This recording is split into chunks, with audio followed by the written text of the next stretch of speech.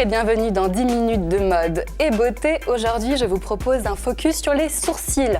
On a tendance à les négliger, pourtant c'est le secret d'un beau regard. Alors comment les dessiner, les structurer ou encore les étoffer? Toutes les réponses avec Maude de l'Atelier du Sourcil. Bonjour Maude. Bonjour. Bonjour Émilie. Bonjour. Merci beaucoup d'être avec nous. Alors vous vous êtes prêtée au jeu. Alors Maude, par quoi on commence quand on se lance vers une épilation du sourcil, qu'on va un petit peu redessiner tout ça? On va déjà aller voir les professionnels adaptés au regard, premier point. Et une fois qu'on est dans un cadre professionnel, on va commencer par l'analyse du sourcil. L'analyse du sourcil pour déterminer quel est le sourcil le plus adapté pour chaque visage. Et ça va passer par ce qu'on appelle une analyse morphologique, les paramètres du visage en fait. Donc on fait un diagnostic. Un diagnostic, exactement. Alors, comment on s'y prend? Alors on va regarder un petit peu le front, un petit peu les yeux. On va regarder aussi ce qu'on appelle la zone médiane, le nez. On va regarder les paupières, les hauteurs, les formes, les bombées. Et puis on va regarder ce qui va être le plus harmonieux pour bien mettre en valeur le regard. Mais qu'est-ce que ça apporte finalement d'avoir des sourcils bien dessinés? Alors on va être dans essayer de révéler un petit peu la beauté naturelle du sourcil pour bien mettre en valeur les yeux. On va être aussi dans une majorité des cas dans un effet un petit peu liftant, presque anti-âge, pour pouvoir moins se maquiller du coup. Si on va axer un petit peu sur le sourcil, le mettre en valeur, le restructurer, on va mettre en valeur les yeux et donc du coup on aura moins besoin d'accentuer le maquillage et c'est là qu'on va être dans la beauté naturelle. On adore. Bon alors on y va. Émilie, alors les sourcils, ils sont prêts. Qu'est-ce qu'on peut faire là pour... L'idée c'est quoi? C'est de les structurer? Voilà, là il faut les restructurer. On a quand même une épaisseur qui n'est pas tout à fait maîtrisée. On sent qu'il y a des repousses. Mais par rapport à la forme de son visage, on a une épaisseur un petit peu localisée ici, puis vers ici c'est un peu trop fin. L'idée c'est de venir étirer pour venir essayer de faire cet œil de biche que toutes les femmes recherchent. Mais alors j'imagine que selon la forme de son visage, il y a une forme aussi du sourcil qui est adaptée. Comment on s'y prend ça pour le déterminer? Ça va être l'analyse et le diagnostic à travers la morphologie. Alors, comment on s'y prend pour ça? On regarde... Alors là, on va regarder la hauteur du front, on va regarder la forme de ses yeux, on va regarder ses paupières et puis on va regarder un petit peu le bas du visage aussi. En fonction de ça, on voit bien que Émilie et moi, on n'a pas du tout le même front. Donc on ne va pas pouvoir être du tout sur la même forme. Émilie a un front plus petit que le mien, moi j'ai un sourcil qui va remonter, et bien Émilie elle aura un sourcil qui va être un petit peu plus bas pour l'étirer un peu plus et justement bien rééquilibrer les proportions du visage. Très bien. Alors comment on s'y prend? Alors, dans un premier temps, le premier geste c'est toujours brosser son sourcil. D'accord. Pour un petit peu le mettre en place et voir l'épaisseur qu'il a naturellement. Donc là, on constate qu'il a une bonne épaisseur. Quand on le brosse, on est sur un poil assez long. Donc on va pouvoir commencer par les pointer. Attention, on ne coupe jamais un sourcil. On les pointe. Mais oui, ça veut dire couper quand même. Ça veut dire couper quand même. Mais d'accord. Ça va, Émilie? Le ciseau donc, ne va être utilisé que sur la pointe. Je peux essayer? Émilie, non? Allez-y, je vous en prie.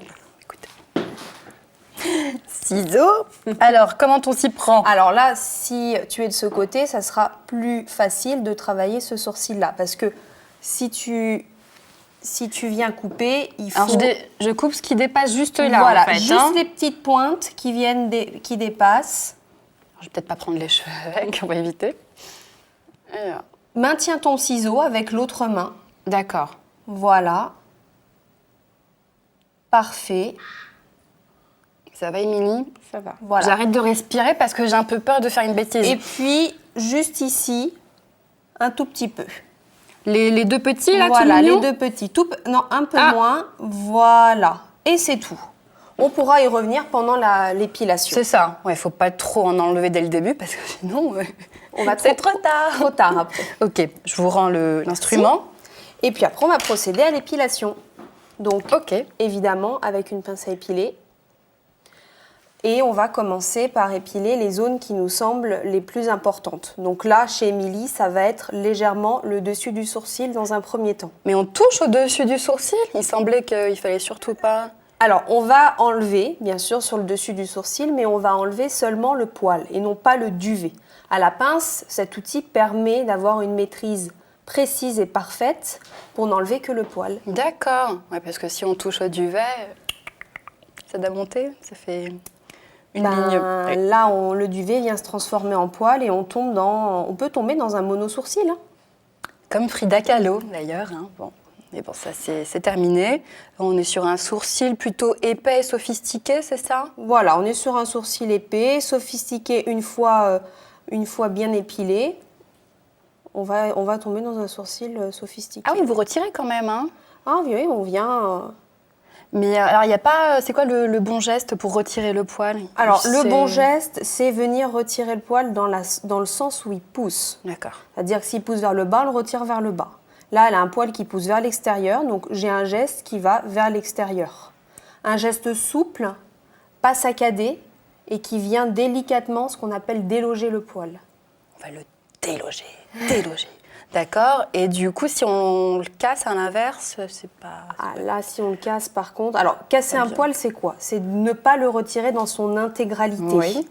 C'est le retirer que partiellement. Et là, un poil cassé, il repousse beaucoup plus foncé, beaucoup plus épais, le poil dru. Ah, non, le poil dru.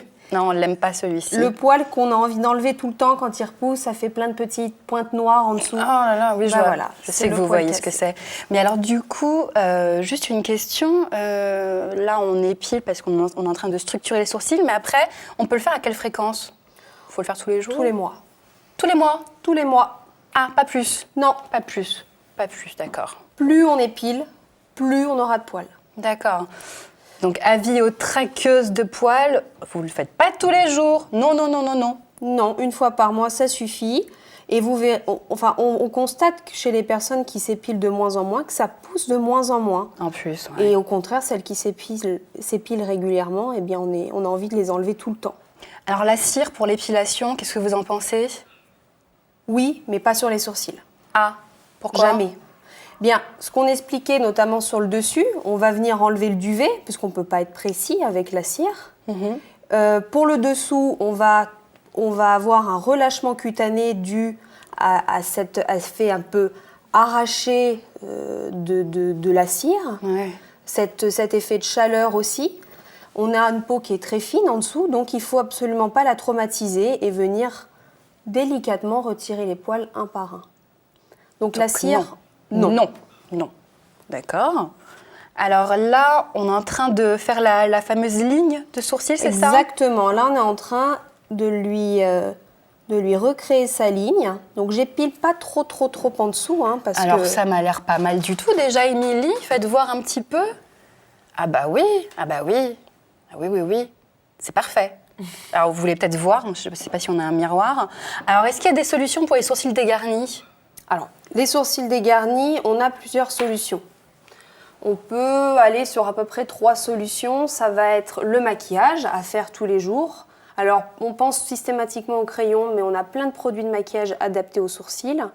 On va avoir une autre solution qui peut être la teinture, teinture du sourcil, qui va durer à peu près 3 semaines. D'accord. On va avoir aussi ce qu'on appelle le maquillage semi-permanent, qui va venir combler les manques, remplacer le crayon qu'on aurait besoin de faire tous les jours. Et bien là, on va avoir un maquillage semi-permanent qui va durer autant de temps qu'on l'entretient.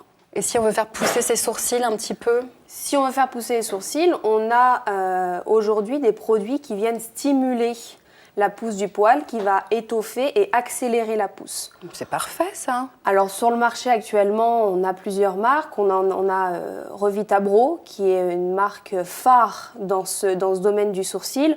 On a aussi d'autres marques telles que Talika, Sephora, qui ont sorti leur gamme dans ce domaine-là. Bon, vous avez toutes les astuces et les conseils de Maude pour travailler vos sourcils. Donc je compte sur vous pour le faire. On veut plus de monosourcils, on veut pas des petits poils ébouriffés. Eh bien, merci beaucoup pour tous ces conseils, Maude. Merci, avec grand plaisir. Et merci, Émilie, de vous être prêtée au jeu. Évidemment, Maude va terminer l'autre sourcil pour que ce soit harmonieux. Et quant à vous, je vous remercie de nous avoir suivis et je vous dis à très très vite pour un prochain numéro. À très vite, ciao ciao.